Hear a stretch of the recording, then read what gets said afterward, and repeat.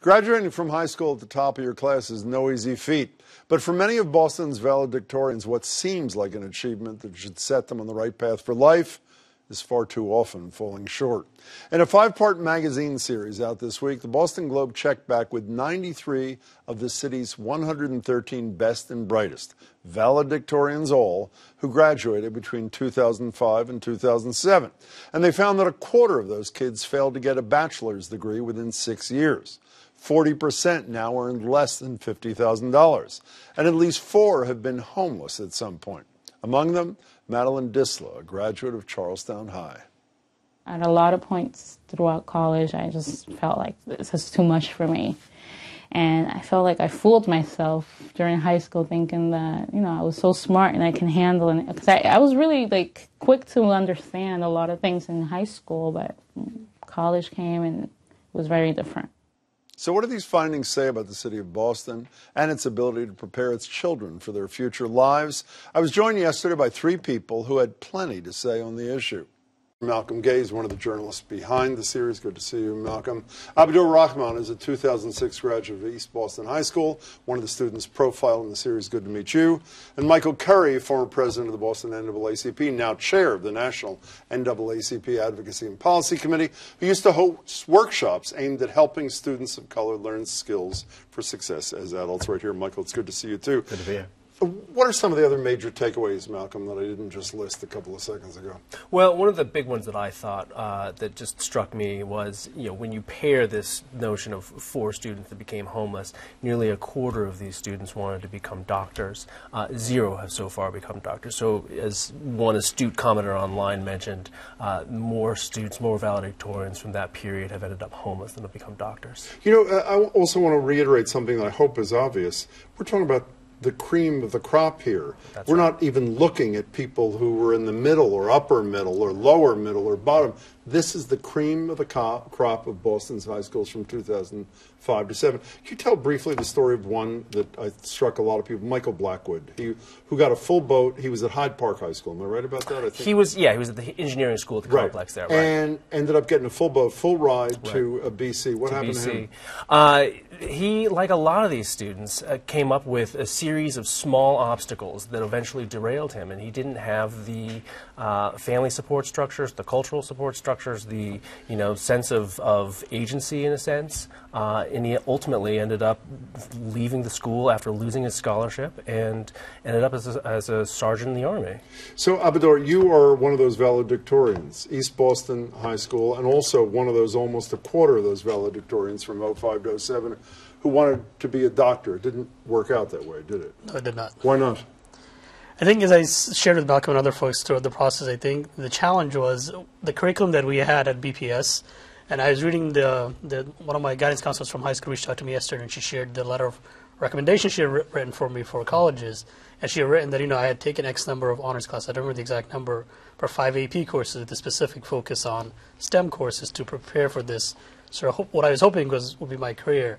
But I think when I got to Northeastern and you were in sort of lecture halls with 150 other students and you realize how quickly the class moved, I think as I shared by week 4 or 6, I felt like all the content that were sort of being taught were all new content that I hadn't sort of previously been exposed to. So for me, it was a challenge to learn 3 different contents in 3 different courses all at once. What did it feel like? Did you feel overwhelmed? Were you scared? What was the feeling when all of a sudden that hit you? It's definitely overwhelming, and I think, as I shared with Malcolm, I think for the first time you sort of doubt yourself and you sort of maybe wonder that maybe you're not good enough. And we should be clear, from what I read about you in the piece, science, which is sort of the foundation of pre-med, was your strong suit in high school, and yet science on the college level was beyond your reach. That's true. Michael, this is not a surprise to you, is it? You didn't need to read the series, from what I understand. Not at all. Why was it not a surprise? I'm sure the details were, but why not the big picture? So it's interesting. We tend to revisit these conversations. I'm glad the Globe did the piece, but it's a reminder that, I was on a college campus in the early 90s, late 80s, early 90s, and we were having the same conversation. We were looking back at the late 60s, early 70s, when colleges allowed more students of color on these predominantly white institutions. Nikki Giovanni, I think, called them white White Castles, where you'd have more students of color come, but they weren't finishing. A lot of them were dropping out. And the conversation in the 60s and 70s was, what kind of a structure are you putting in place on campus to make sure that they can go from matriculation to graduation? That's the support systems, the tutors. If we understand that there's been a historical deficit, not because young men and women aren't super talented, but because they've historically not had the same opportunities, the same resources, then you got to compensate for that once they get on that campus. You know, as I'm beginning to read your thing, I'm saying to myself, when I fell into a trap that I'm embarrassed to say that I fell into, I'm saying to myself, well, as harsh and horrible as this reality is, you know, they're mostly poor kids from poor families, et cetera, and then you did exactly what needed to be done, is you compared these numbers to surrounding communities, and not just the wealthier suburbs, but some working class suburbs that are not very much different from Boston, and the results were far different, were they not? Well, and we made a point of not just concentrating on working class suburbs or, you know, more affluent suburbs. We completely randomized it. And what'd you find? Well, what we found was that those students were nearly 3 times more likely than the Boston cohort to make $100,000 or more. We found 8 doctors among that group.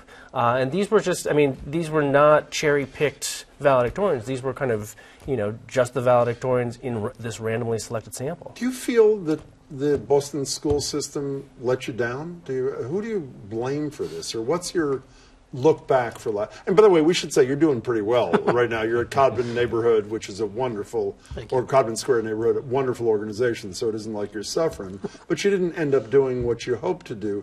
Who let you down here?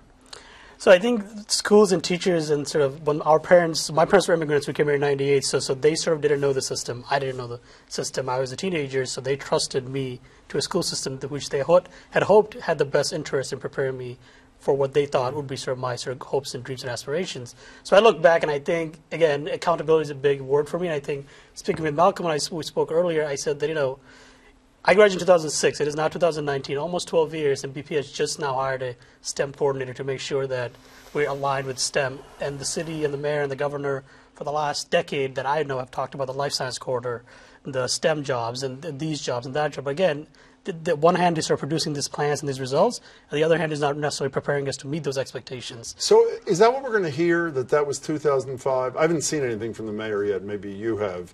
That was 2005 to 2007. That was more than a decade ago. A lot of things have changed. Is that what the response is going to be? Well, I haven't actually seen a response from City Hall or BPS for that matter, but what I would say is that if that is the response, you can look at MCAS scores today, and in maths, science, and technology, BPS, individual schools and as a system as a whole, lags the rest of the state dramatically. There are lower expectations in Boston, are there not? I mean, that's well, a I don't know big if deal. I mean, there's certainly lower performance. But I mean, I think we should be expecting a lot from our valedictorians, and the truth be told, a lot of these students did not become doctors, but like Abadur, like many of them, they've found some other way to be successful. These are people that are resilient, and they find a way forward. They definitely have, the system let them down. There were structural impediments to what they wanted to do and what they should have been able to do. They found a way, nevertheless, to develop, successful lives. So they write in this piece about Success Boston, which was something, a mentoring program, and some other, which was started under Tom Menino, which was a long time ago. What are the 2 or 3 things you think need to be done today so we don't lose another generation of kids? Yeah, so I think, one, back to that point, I always say this when we go out and talk to school systems. We did this across the country, which is there's a kid in Roxbury, could be black, brown, or girl, that should be the next person to find a cure for cancer, not the next bus driver or not the next T-Mobile store owner. And we'll never know her or him because they never reached that potential. I think we have to think in those contexts. 2 is, I think it's pretty simple. 1 is we got to raise the academic rigor. BPS, we've had this conversation within BPS about raising what is quality education within our school system. 2 is there's an inherent disparity between suburban schools, the prep schools, the exam schools. Even within the city, we should have and said across that's the right. country with traditional public education many times that are under-resourced. Suburban schools can supplement whatever they get from government funding with their own base of funding from the community, and it creates a disparity. We got to How have come those you're not conversations. mentioning the greatest private universities in the world that are within a stone's throw of almost all these schools? Yeah. Don't they have a greater obligation, beyond not admitting a ton of these valedictorians, but to ensure that whether they go to their school or not, they succeed in their community? They do, and I think that's the other part of this conversation is there is a responsibility for the schools to support Boston Public graduates, particularly the valedictorians, and say, hey, we want you here, and we're going to have the wraparound services to make sure you succeed. If they do not do that, they're falling down on their responsibility, and I know BU's gotten that criticism, particularly around students of color, not bringing enough students of color from BPS within the BU system. Michael, nice to see you. Thank you so much. Nice Abadur, to good be. luck. Pleasure to so see much. you. And great reporting. Really important. Thanks so you and much. your colleagues. Thanks so much, Malcolm. The full Valedictorians report, by the way, is available in this past Sunday's Globe magazine and online at bostonglobe.com. In addition to Malcolm Gay, Megan Irons, Eric Moskowitz, James Vasnes, and Michael Levinson, all reported for the series.